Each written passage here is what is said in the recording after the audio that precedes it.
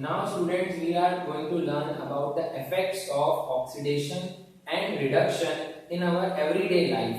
So हमारी daily life में जो हमने ऑक्सीडेशन के रिएक्शंस पढ़े, रिडक्शन के रिएक्शंस पढ़े, उनका क्या इफेक्ट पड़ता है हमारी लाइफ के कौन से प्रोसेसेस में, वो हमें नजर आते हैं.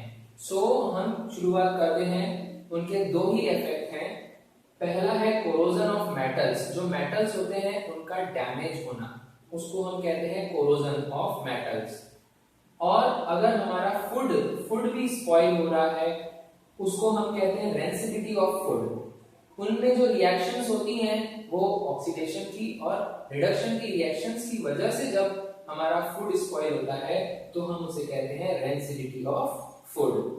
अब इन दोनों ये जो दोनों इफेक्ट्स हैं, इनके बारे में हम अभी पढ़ेंगे. सबसे पहले हम पढ़ते हैं कोरोजन के बारे में. Now children, what is corrosion?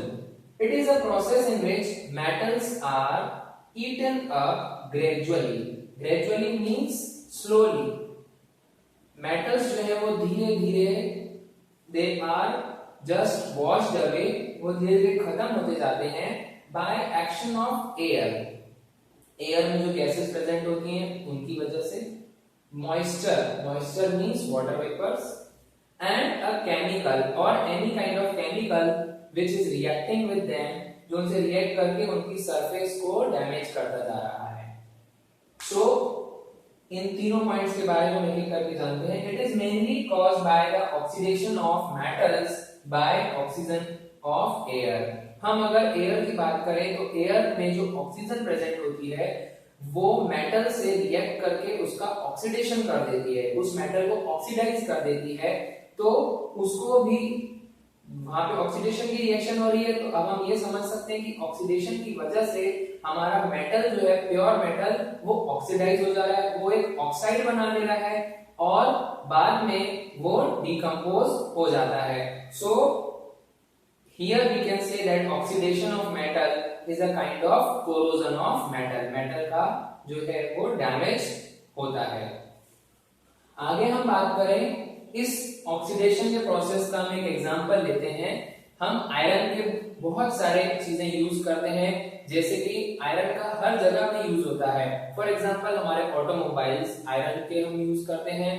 Iron के मशीन टूल्स बनते हैं. आयरन की रेलवे ट्रैक्स बनती हैं, ब्रिजेस बनते हैं. बहुत जगह पे आयरन का यूज होता है.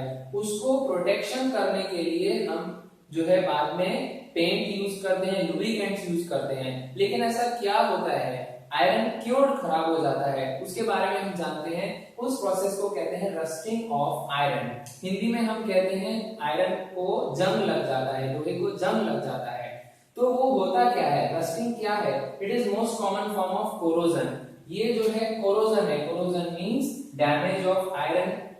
When iron object is left in moist air. जब हम आयरन के ऑब्जेक्ट को मॉइस्ट एयर में, moist means air with water vapours, ऐसी एयर जिसमें वाटर वेपर प्रेजेंट है, फॉर अ कंसीडरेबल टाइम, काफी लंबे समय तक अगर हम आयरन को जो है एयर में रख देंगे, मॉइस्ट एयर में, so it gets covered with red brown flaky substance called rust. उसके ऊपर एक रेड ब्राउन कलर की लेयर बन जाती है जिसको हम कहते हैं rust. During the corrosion of iron, इस आयरन के कोरोजन में iron is oxidized by oxygen of air.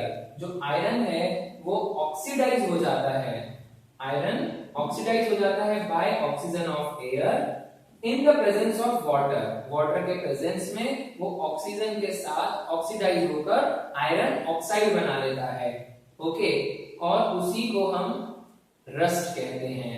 Hydrated यानी containing water vapour, iron oxide is called rust. इसको हम एक इक्वेशन से समझ सकते हैं. अगर हम प्योर आयरन लेते हैं, दैट इज Fe, एयर से उसको ऑक्सीजन मिलता है और उसको कुछ मॉलिक्यूल्स जो मॉइस्ट एयर से वाटर के मॉलिक्यूल्स मिल जाते हैं. सो आयरन ऑक्सीजन के साथ आयरन ऑक्साइड बना लेता है, दैट इज Fe2O3, और उसमें जो वाटर वेपर्स हैं वो क्रिस्टल फॉर्म में ऐड हो जाते हैं. ये X हमें शो करता है that X molecules of water are added to iron oxide and make it hydrated, वो उसको hydrated बना देता है, इस crystal form में वो बन जाता है, reddish brown form, is called rust. यही है हमारा rust. Iron oxide, hydrated iron oxide को हम कहते हैं रस्ट. इसका इफेक्ट क्या पड़ता है आयरन के ऑब्जेक्ट पर? Corrosion weakens the iron, weakens मतलब उनको कमजोर कर देता है, उनकी स्ट्रेंथ को कमजोर कर देता है. Weakens the iron and steel objects and structures such as railings, car bodies, bridges and ships and cut short their life. उनकी स्ट्रेंथ कम हो जाती है तो उनकी लाइफ स्पैन कम हो जाती है. Now we talk about rancidity of foods. अब हम रेंसिडिटी के बारे में पढ़ेंगे. रेंसिडिटी हम किसे कहते हैं? रेंसिडिटी क्या होती है?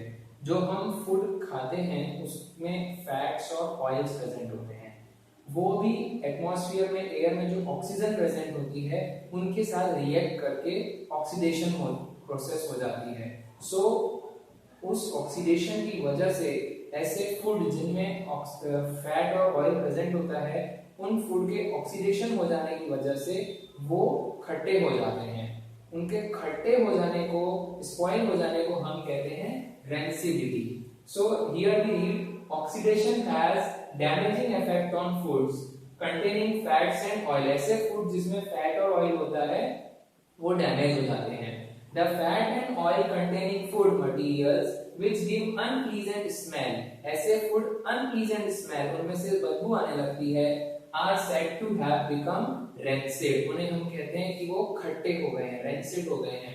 This is caused due to oxidation of food. ऐसा क्यों होता है? फूड के ऑक्सीडेशन की वजह से, by the oxygen of air. This condition is called rancidity. इस कंडीशन को हम कहते हैं rancidity.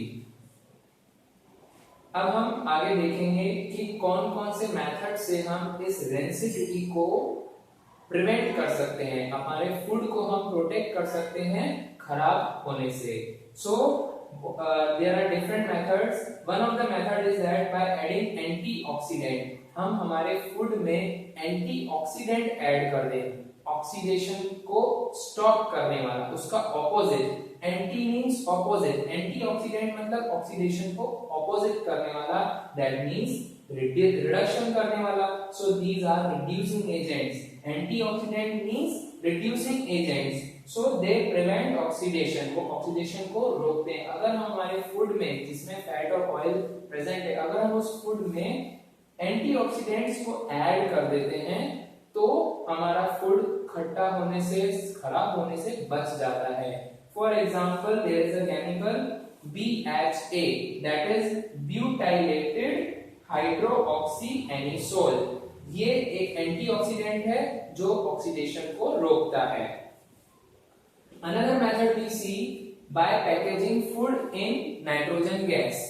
अगर हम हमारे फूड को नाइट्रोजन गैस में पैकेज कर देंगे तो हमारा फूड जो है सड़ने से बच जाता है.